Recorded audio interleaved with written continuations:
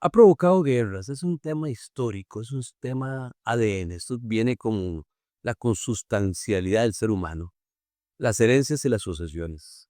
Hubo una guerra que se llamó la Guerra de la Sucesión Española. En Europa y en general en el mundo vemos un montón de conflictos por quién es el heredero, cuál es el heredero más aventajado.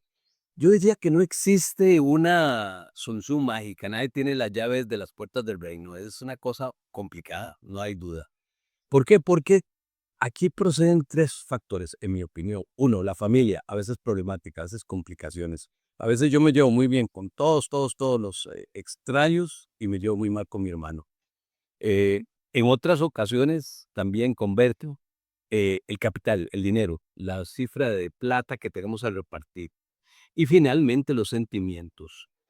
Para muchas personas en una etapa de la vida les genera una gran sensibilidad el poder dejar algo, el poder disponer para sus hijos.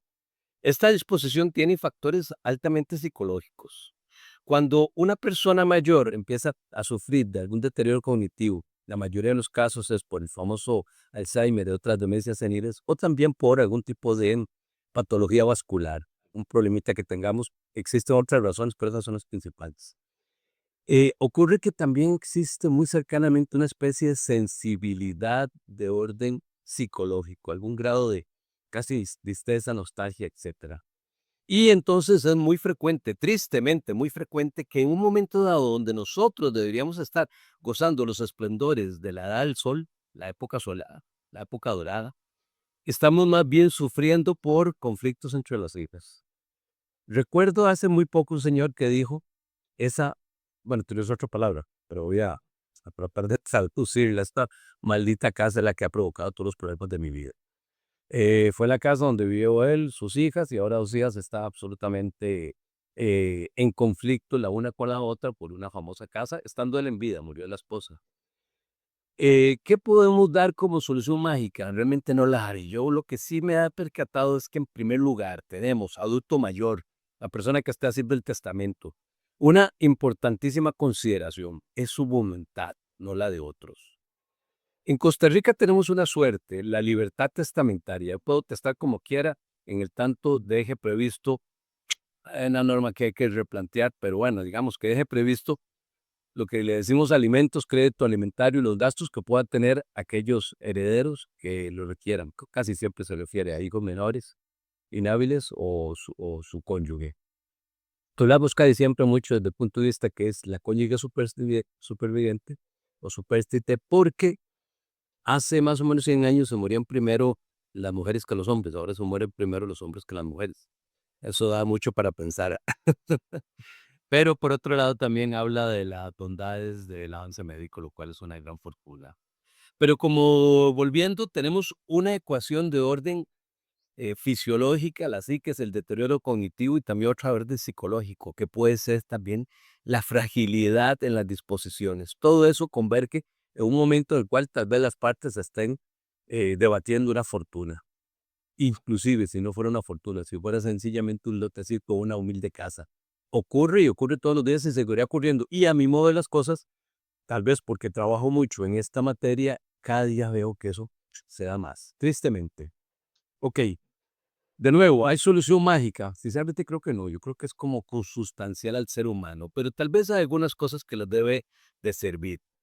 Es a veces soberanía que nos resulta hasta molesta, hasta irreverente que tiene de adulto mayor de decir, yo hago con mi plata lo que me dé la gana. ¿Saben qué? Es cierto. El patrimonio es de esta persona, de este adulto mayor. Él hace con su plata lo que le da la gana. De nuevo, en Costa Rica tenemos la libertad testamentaria, en otros países no. En otros países un porcentaje muy alto hay que definirlo como dice la ley. Aquí no, aquí podemos hacer lo que queramos. Una gran fortuna. 5 hijos, a uno no le dejaron nada. ¿Por qué? Por poner un ejemplo que no es tan ejemplo. Porque ese hijo, los padres decían, en 6 meses ya no tiene nada. Prefiero confiar un poco en sus hermanos para que le administren su quinta parte. Qué situación más triste, más azarosa, más delicada.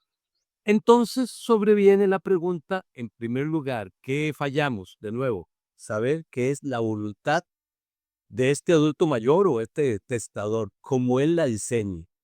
En primer lugar, no es una voluntad absolutamente libre, toda vez que nosotros, y lo vemos mucho en procesos, a este nivel de errores cometemos los colegas, cometen algunos colegas, hacen una liquidación de la totalidad del capital social, perdón, capital sucesorio, desconsiderando, sin tomar en consideración a la cónyuge con la que hizo la fortuna, el dinero, el capital, lo que haya, sea mucho o poco. Eso se llama bienes gananciales. Entonces, aunque un testamento diga que la casa es para un heredero A, la finca para el heredero B y las otras propiedades para la C, solo en caso que sea ganancial se podría distribuir la mitad. Error muy grande porque el segundo aspecto que veo en las sucesiones es que la primera persona que ningunean, que hacen de lado, es precisamente a la esposa. Normalmente o tradicionalmente una persona algo mancillada, sumisa, que siempre ha estado sujeta a lo que disponga su esposo y luego que dispongan sus hijos. En esto nosotros tenemos que tener mucha autocrítica, porque nos ha pasado y yo he visto que me ha dicho algunas personas, quiero que me mandes el testamento a mi papá, porque yo quiero revisar, es la voluntad de él, ¿ok? Otro aspecto en que se falla mucho, miren, señores adultos mayores, yo todavía no lo soy, falta poco, ocurre que no generen expectativas, porque la expectativa es una de las cosas que más genera ambición. A mí me da dejar la finca. ¿Por qué? Porque mi papá toda la vida me dijo que me iba a dejar la finca. Conozco el caso en que el papá toda la vida dijo que iba a dejar la finca a los 3 hijos. Si hay posibilidad de separar el capital sucesorio, para uno una cosa, para otro otra cosa, para otra cosa, mejor, aunque sea desigual. ¿Y por qué desigual? Porque hay muchas consideraciones. Repito, hay veces los hijos no tienen esa madurez, esa serenidad, esa forma de ver las cosas, como para que ese dinero que se solicita, o se piensa, o se analiza, o se gestiona, o se proyecta, que sea el que le va a servir para vivir el resto de su vida, de dárselo de la en unos meses. Casi siempre en las familias hay alguien que, pongamos, el buen costarricense es más piraña. ¿Qué es más piraña? El tipo, el hijo que quiere adueñarse de todo. Con mucha frecuencia, o en algunas ocasiones el hijo mayor o la hija mayor, en fin. Y los otros demás sufren el calvario de. Tan calvario es que con algunas también frecuencias vemos que hay conflictos entre padre e hijo, y padre todavía vivo y el hijo oponiéndose al diseño testamentario, lo que puso con testamento. Esto parece la Rosa de Guadalupe, son casos de la vida real, son todas las cosas que uno ha visto a lo largo de muchísimos años y de la verdad con mucha práctica en este tema. Entonces, primer lugar, segundo, perdón, más bien, de nuevo, no generen expectativas. Los bienes son de los padres hasta el último momento de vida. Y vean que, de nuevo, si dejan así al padre y madre, ¿ok? Lo segundo, va a tener que nombrar un albacea, un, uno de los, probablemente uno de los hijos, si puede ser un albacea, un extraño, que quiera, como dicen, comerse la bronca, genial. Tiene que vivir en Costa Rica y por lo demás, simplemente una persona que tenga capacidad de actuar, ¿ok? Puede ser, por supuesto, alguno de los hijos, pero por supuesto generará porque pusieron de albacea a fulano tal y a otro no. Eh, con frecuencia hay un hijo que es más sereno, más centrado, más con mayor claridad en sus disposiciones, con una vida ordenada. Y hay otros que han sido más fogosos en sus actuaciones. Todos esos son aspectos que hay que considerar. Cuando se hace un testamento hay que considerar mucho, como un señor que estuvo aquí ayer que dijo, yo quiero hablar un rato porque tengo que expresar mucho. Porque tanto en la materia sucesoria como en la materia familia no únicamente tenemos relaciones jurídicas, sino también relaciones familiares con muchísima frecuencia, prácticamente en todos los casos. Entonces, bajo esta consideración, es que a veces las personas necesitan decir lo que necesitan. Me acuerdo de una señora hace muchísimos años en Cartago que realmente tenía, diría yo que por cierta justicia, bastante encono contra 2 de sus hijos. Y uno claramente privilegiado, bueno, igual, a final de cuentas dejó las cosas en partes iguales porque no podía sentir de otra forma. Pero había un hijo que tenía demasiado gozo hacia ella, se llevaba muy bien, afinidad, lo que sea. Y otros 2 que hasta mal la trataban. También recuerdo un caso muy interesante. Ese caso sí que me llamó la atención. Ante el juzgado notarial se denunció a un notario por haber hecho una escritura mediante la cual la señora trasfasaba el bien, una modalidad que es perfectamente práctica, en su derecho que se llama nuda propiedad, sí, nuda propiedad a su hija. Siendo la única casa, entonces los otros hijos se quedaban sin nada, ¿ok? El individuo este denunció al notario porque él ya hacía números de que la señora se muriera y le tocaba una cuarta parte de la casa.